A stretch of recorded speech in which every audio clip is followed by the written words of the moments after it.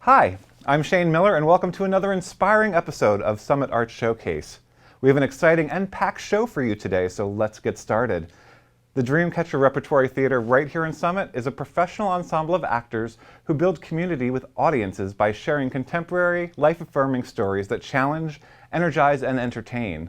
Today we were fortunate enough to sit down with one of my good friends, Laura Ekstrand, producing artistic director at Dreamcatcher Rep. Laura, who's a Yale graduate, is an actor, director, teacher, playwright, and is also a freelance acting coach. Laura is going to tell us what theater does for her and what she hopes it'll do for you. So I am the artistic director of Dreamcatcher Repertory Theater, which is here in Summit at the Oak Center. We've been here, this is our 8th year in this location, but it's our 25th year. I started the company when I was 29 and had been working in New York for several years and really felt like I wanted to have more control over the product and the way I worked and the people that I worked with. And so that's when we put together the company originally.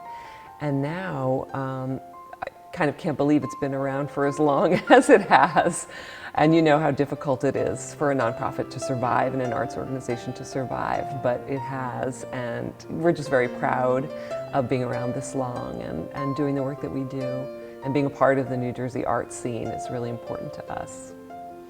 And so back when I was in elementary school, and I grew up in Elizabeth, New Jersey, I was in kindergarten, and we did a reenactment of, I think it was Sleeping Beauty.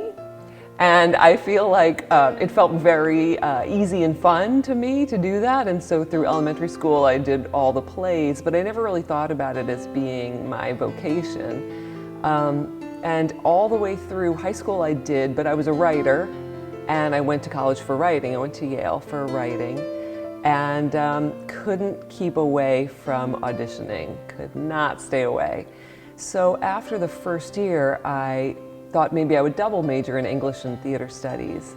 And then it just became clear to me that I had to have more theater in my life and became a theater major for the rest of my time at Yale. And then after I graduated, I spent a few years working in New York, did a tour, and I really felt like my education wasn't finished. There were a few things that I felt like I had gaps in my education in. And wanted to stay in the New York area, so I went to Sarah Lawrence College for my MFA, and during that program got to also work on playwriting and directing, which I hadn't done a lot of in undergraduate. And then after graduating there was when I started to really see myself as someone who wanted to make theater and not just participate in it, but actually to make it. Throughout my career so far, I have done a lot of theater, but I've also done film and television, and now actually I host a podcast for Dreamcatcher also. And I enjoy all those different media so much because they're really different and they require different things of me. There are very different challenges among them. They all share that storytelling aspect that I love so much. It's just a matter of where you fit into the story. When you're on stage, you're telling the whole story. You go from A to Z, the entire story, in one sitting. In a role in television or film, you might have only one scene, but your little piece is the story too. So for an actor to understand what the whole story is and how your little piece fits into it is really important. And that's something I learned. The very first film I did was called The Cowboy Way. And it was with Woody Harrelson and Kiefer Sutherland. So I had a scene with Woody Harrelson, which was, you know, a dream first film job. He was fantastic and very generous with me. But I didn't have any lines. I was a cellist. And so they sent me to cello lessons. I had played cello in high school a little bit, so I knew at least how to hold it, but I worked on one piece so that they could, you know, of course, dub in somebody else's playing, but I would be holding the instrument. But I showed up and the director, Greg Champion, said, "Show me what you're gonna do." And I thought, oh my God, where's rehearsal? And I really hadn't thought, I mean, of course I had imagined, but I really hadn't thought about the fact that I wasn't going to get any rehearsal at all. So I ran through kind of what I had in mind. He said, great. And we turned the camera on and we shot it. And we shot it a couple times. And I thought, wow, I have no idea what just happened.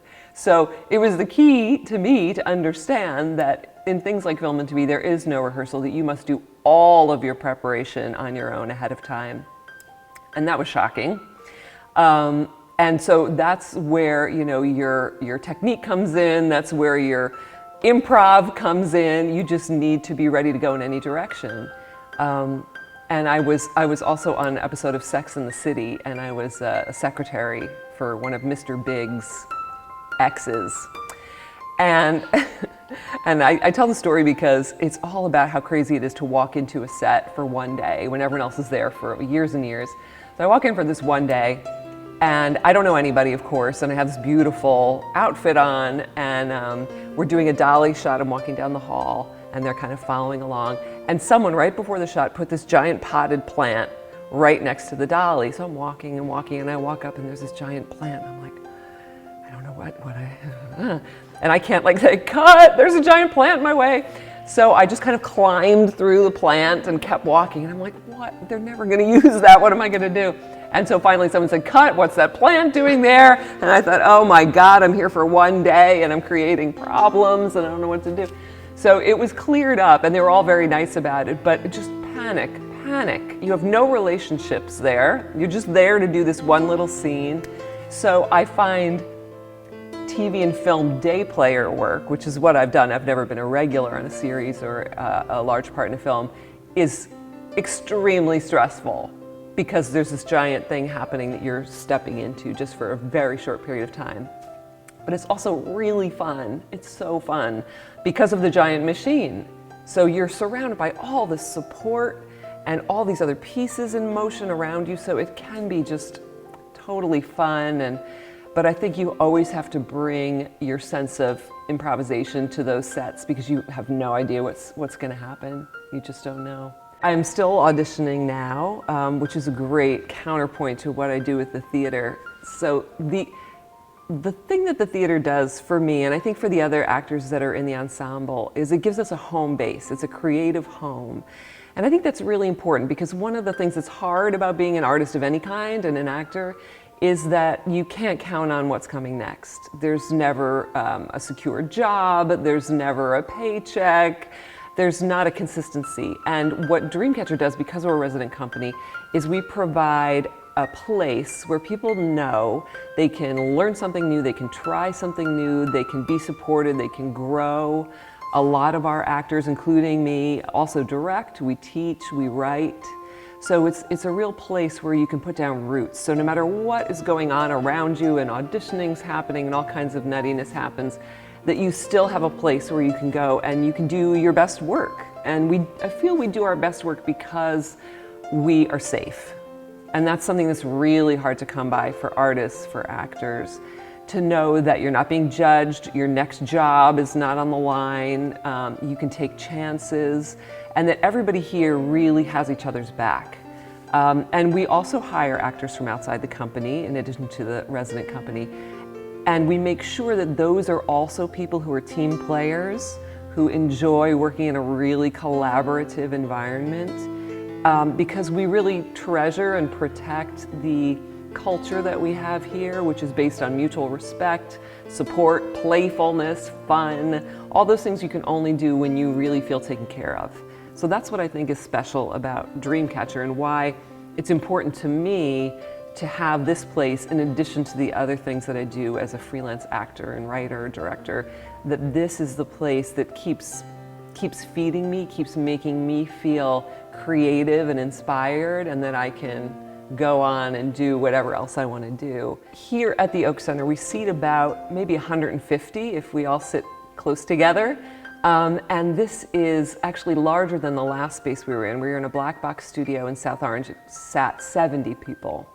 And we've been in all different size spaces. And I think that my favorite way to do theater and see theater is close up. I just love the feeling of really being with the people who are on stage and really being with the people who are in the audience. And I remember when we were at the Baird Center in South Orange, where it was 70 seats, we were surrounded by them. And so we would be doing really intimate, emotional things a foot away from the audience. And I love that. And I think actors generally do love that, because nothing is missed. Every single choice you make, every gesture, every expression. We used to talk about acting with our backs because there were people back there. And like, how does your whole body portray something? How do you act with every single interview? And it's thrilling. And I know that when I'm watching a show up close, that they know that I'm right there watching them. And I find that really exciting. And not that seeing a grand show in a huge space is not exciting. It's exciting in a whole different way. And I would just encourage theater goers who mostly do large, maybe New York theaters, Broadway experiences, I would really encourage them to try seeing theater up close, because it's such a different feeling and they might love it. If I had the opportunity to, and I do, which is lucky, to talk to young people who are considering a career in the theater or in the performing arts, you know, it is hard to package an answer for that because everybody is unique. So I think what I would focus on for them is to say, first of all, be sure it's for you. It's difficult. You have to be a self-promoter. You have to be an entrepreneur, really, for your own career. And I think that the other part of that is know that you must express yourself in this way, because it is going to be difficult, but also there are lots of people doing it. There are lots of challenges along the way. So getting to know your voice and your purpose and your strengths, those are the most important things. Because if you are a product, you have to know what the product is and what you have that's so special that you can't do anything else. So for a young person, a lot of times I think we are told to put ourselves in types and to learn what type we are, and that's very, very valuable. But even within that type, what's special about you? What's gonna get you the job as opposed to all the other 50 zillion people who are auditioning? What is the thing that you offer nobody else offers? What is the thing you have to say that nobody else is saying? So you must be speaking. And I think for playwrights especially, that is really key. I think whenever I write a play, the question is often, what is not being said? What are the words that I need to put into the world that nobody else is saying? So I think that for all artists, that is the really important question. And I think you need to be educated and experienced, and there's no way to rush that process. How would you feel being that close to the actor, or that close to the audience for that matter? Make sure to check out Dreamcatcher Rep's terrific season this year. Next, we meet Summit resident Irene Russo, who's a mosaic artist and painter. Her love of nature as a child has turned into a full-time career as an artist. Her work can be seen at Gramercy Park in New York City, the Visual Arts Center of New Jersey right here in Summit, and a giant mosaic consisting of over 16,000 hand-cut pieces at Overlook Medical Center. Let's meet Irene, where we can see a piece of art in progress. The canvas was still wet when HTTV visited her studio. My name is Irene Russo, and I'm a mosaic artist as well as a painter. Early in my childhood, my parents instilled in me a love for nature, and that has developed into a passion for me. Wherever I go, I look at patterns in nature. For example, this time of the year, it's the branching patterns of a tree. And I look at these patterns. What they show is something called self-similarity. It's the same shape in the branching that's repeated over and over and over again on a different scale. As I walk throughout nature, in the forest or in the beach, I look at different patterns. The starfish, for example, has an absolutely beautiful tiling pattern or tessellation pattern. It is from large getting smaller and smaller and smaller. It is the same with this starfish. It has a pattern. It is a tessellation pattern. What intrigued me so much about mosaics is the tessellation pattern or the tiling patterns. I make mosaics out of Venetian glass and marble, and it starts by making a drawing first. My commission at Overlook Hospital started by making a scale drawing and showing the patterns. I use Venetian glass, which it comes in the shape of a pizza. An incredible kind of glass. It's called smalty glass. Unlike the ordinary glass that you see, Venetian glass, it is durable, the color is color fast, and it's maintenance free. It is absolutely perfect for large commissioned work. It is perfect for public spaces. I use a martellina, which is like a hammer, and it has two cutting blades on each side. And I put the mosaic, the glass mosaic, or the pizza, the glass pizza, on top of the anvil, and I cleave it. I cut it with a hammer. It is very much like a jeweler cutting a diamond.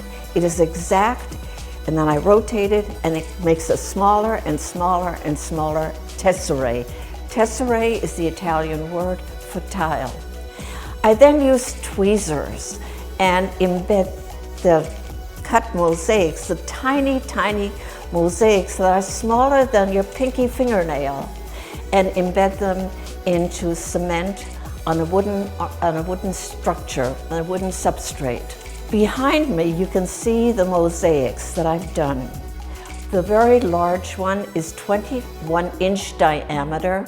It has over 8,000 hand-cut pieces of tesserae or tiles, and it took several months to make it. What's so unique about these mosaic sculptures is that the shapes get smaller and smaller and smaller towards infinity, which is at the bounding edge. The other concept of infinity is in my paintings, and it's a different type of infinity. It is on the Euclidean plane as opposed to the hyperbolic plane, and it's on a flat surface, which means that it goes on and on and on forever. I start off with a grid pattern on a canvas, and I draw one grid next to another grid. It's a sequence of numbers that are added together to form a pattern. And these become interlocking patterns. One expands into another, into another, into another. When I've completed my tessellation patterns, the interlocking patterns, I then take out some of the patterns of each shape and make a larger shape so that you see much more of a larger shape instead of the individual patterns. My paintings are all about a rotational symmetry. The rotational symmetry means my paintings are symmetrical, but when you look at a stripe, for example, in the painting that's blue with red stripes and yellow, you can see it's a movement. It's a visual movement that goes from red to another red, to another red, to another red. So you have a visual movement in that painting. All of my painting, almost all of my paintings have this visual movement. They're not static. My most recent painting, which is still wet and is on the easel, is called Visual Symphony. It is also stretching the space, but what I like about this, or what is so new about it, is that it pulsates. It is so much like the mosaics that I saw in Montreal, in Sicily, in various parts of the world. And they pulsate. It's the light shining on the mosaics that allows it to pulsate. In my paintings, it's the white background that comes forth, and the little dots allow it to pulsate back and forth. One of my very special events was talking at international conferences and universities. And it was about showing my mosaics and my paintings and the tessellation patterns. I've exhibited my work in Malta, in Granada, at the University of Granada, in Rome, in Paris. It's also locally, you can see my work at the Visual Arts Center and also at Overlook Hospital. Overlook Hospital has a very large mosaic, which took about a year to complete.